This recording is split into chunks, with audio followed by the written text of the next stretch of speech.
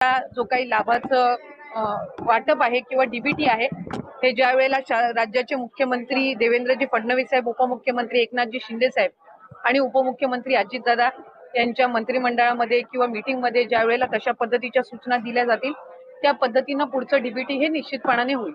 अफवा पसरवल्या जात आहेत।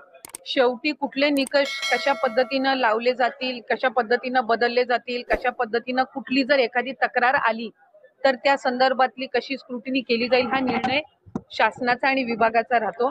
त्याच्यामुळे अद्याप तरी त्या संदर्भामध्ये कुठेही चर्चा नाही, अद्याप त्या संदर्भामध्ये कुठेही चौकशी किंवा कुठेही त्या संदर्भातली कारवाईचा विषय झालेला आहे। एका घराच्या 2 बायकांना फक्त लाभ मिळू शकतो अशा संदर्भातला नियम, अशा संदर्भातला नियमही नाहीये। आपण जर जीआर मध्ये बघितलं तर 2.5 लाखापेक्षा कमी उत्पन्न असणारे, रेशन कार्ड त्यांचं पिवळं किंवा केशरी किंवा उत्पन्नाचा दाखला असणारे, अशी सगळी स्क्रुटिनी होऊन आम्ही सुरुवातीपासून एक गोष्ट म्हणत आलो की 2.5 कोटीपर्यंत लाभार्थी हे मॅक्सिमम असू शकतात आणि त्या पद्धतीने जी काही योग्य ती घोषणा आहे ती केली जाईल।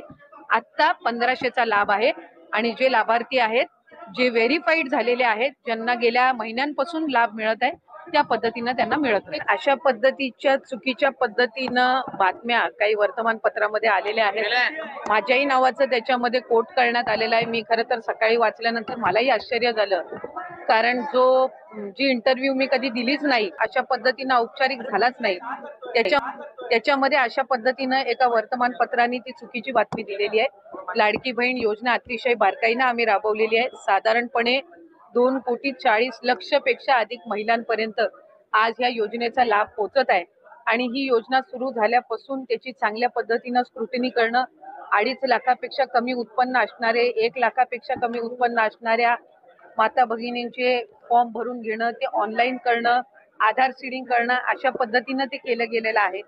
त्याच्यामुळे कुठेही स्क्रुटिनी ही 2.5 कोटी महिलांची किंवा लाभार्थ्यांची होणं हे शक्यही नाहीये आणि ते करणंही नाहीये, कारण आज त्या महिला 5 महिन्यापासून लाभ घेत आहेत। एक आणि दुसरी गोष्ट म्हणजे कोणाची जर तक्रार त्या संदर्भामध्ये पुढं मागं कधीही, म्हणजे आज मी आमदार म्हणून आपल्या सर्वांसोबत संवाद साधत आहे, मंत्री म्हणून मी त्या विभागाचं काम केलेलं आहे, पुढं मागं कधीही त्या संदर्भातली कुठली स्पेसिफिक तक्रार जर आली तर त्या संदर्भातला जो काही तेवढ्या पुरतची स्क्रुटिनी करण्याचा, म्हणजे उदाहरणार्थ एखाद्या XYZ जिल्ह्यातल्या 100 लाभार्थ्यांबद्दल जर तक्रार झाली तर त्या 100 लाभार्थ्यांपुरतची चौकशी करायची किंवा नाही हा सुद्धा, किंवा स्क्रुटिनी करायची किंवा नाही हा सुद्धा निर्णय हा शासन जर तशा पद्धतीचं कधी काही घडलं किंवा आलं तर त्या संदर्भामध्ये घेण्यात येईल। कुठेही स्क्रुटिनीचा विषय येत नाही।